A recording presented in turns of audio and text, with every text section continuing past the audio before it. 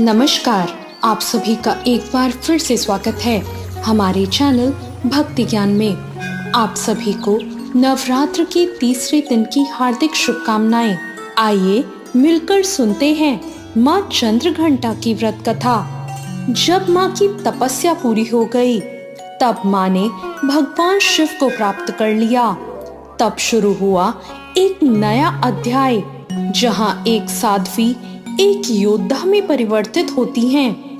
जब भगवान शिव अपनी बारात लेकर हिमालय के द्वार पहुंचे तो उनका स्वरूप साधारण नहीं था। जटाओं में गंगा, शरीर पर भस्म, गले में सर्प और साथ में भूत प्रेतों की बारात। ये देखकर माता पार्वती के माता पिता भयभीत हो गए। हमारे शिव भोलेनाथ हैं, उनका नाम शिव है, यानी कि शुभता का प्रतीक। उन्हें बाहरी दिखावे और औपचारिकता की क्या परवाह थी। वो तो अपने ही स्वरूप में रहकर विवाह के लिए पहुंचे। उन्हें देखकर पार्वती की माता मैना देवी, जो अपने दामाद के दर्शन के लिए बेसब्री से प्रतीक्षा कर रही थी, वो ये देखकर भयभीत हो गई कि उनकी पुत्री ने इतनी कठोर तपस्या भगवान शिव को पाने के लिए की है। उन्हें भगवान शिव का वो रूप भयावह और बहुत ही उग्र लगा। अब वो ये सोचकर बेहोश भी हो गई कि मेरी कोमल पुत्री इसके साथ कैसे रह पाएगी। देवी पार्वती ने भगवान शिव के तत्व को गहराई से समझ लिया था। तब माँ पार्वती ने समझा कि अब एक नई शक्ति का रूप लेना होगा। उन्होंने अपने भीतर की दिव्य ऊर्जा को जागृत किया और अचानक उनका रूप बदल गया। उनके मस्तक पर अर्धचंद्र प्रकट हो गया, जो घंटी के आकार में चमक रहा था। उनकी 10 भुजाएं हो गई, विभिन्न शस्त्र हो गए और वो सिंह पर सवार हो गई। उसी क्षण पार्वती बन गई माँ चंद्रघंटा। माँ चंद्रघंटा ने भगवान शिव से सौम्य रूप धारण करने का आग्रह किया, जिसे उन्होंने तुरंत ही स्वीकार कर लिया और फिर वो सबसे आकर्षक दूल्हे के रूप में सुशोभित हुए। माँ के पास जो घंटा था वो कोई साधारण घंटी नहीं थी। जब वो बजती थी तो उसकी ध्वनि से दुष्ट शक्तियां कांप उठती थी, नकारात्मक ऊर्जा नष्ट हो जाती थी। कहा जाता है कि उस समय कई दैत्य और नकारात्मक शक्तियां सक्रिय थी। जब उन्होंने माँ का ये रूप देखा तो वो युद्ध के लिए आगे बढ़े। माँ ने सिंह पर सवार होकर युद्ध किया और उनकी घंटी की ध्वनि ऐसी गूंज उठी कि दैत्यों का मन विचलित हो गया। दैत्यों की शक्ति कमजोर पड़ गई और अंत में माँ ने सभी दुष्ट शक्तियों का नाश कर दिया। माँ चंद्रघंटा एक अद्भुत रहस्य है। युद्ध में वो भयंकर और प्रचंड हैं, भक्तों के लिए अत्यंत शांत और करुणामयी। यही कारण है जो उन्हें सच्चे मन से याद करता है, उसके जीवन से भय समाप्त हो जाता है। माँ चंद्रघंटा हमें सिखाती हैं, जब समय आए तो अपने भीतर की शक्ति को जगाना चाहिए और अन्याय के सामने कभी नहीं झुकना चाहिए।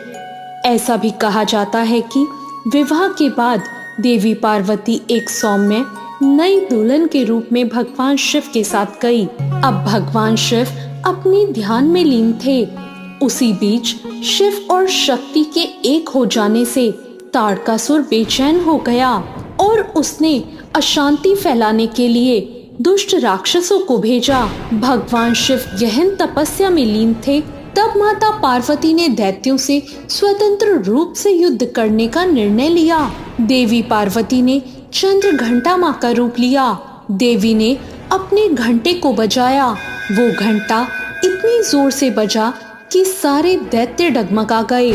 देवी पार्वती ने घंटे से उनके सिर पर प्रहार किया और एक ही बार में उन्हें मार डाला। देवी के इस रूप को चंद्रघंटा कहा गया। माँ चंद्रघंटा का स्वरूप बहुत ही सुंदर है। माँ की 10 भुजाएं हैं। इनके हाथों में त्रिशूल, गदा, तलवार, कमल, धनुष बाण। मस्तक पर घंटी के आकार का अर्धचंद्र है। इनका वाहन सिंह है और माँ का रंग सोने के समान तेजस्वी है। माँ युद्ध के लिए तत्पर मुद्रा में विराजमान है, लेकिन भक्तों के लिए अत्यंत शांत हैं। माँ का वाहन सिंह दर्शाता है साहस, शक्ति और निर्भयता को।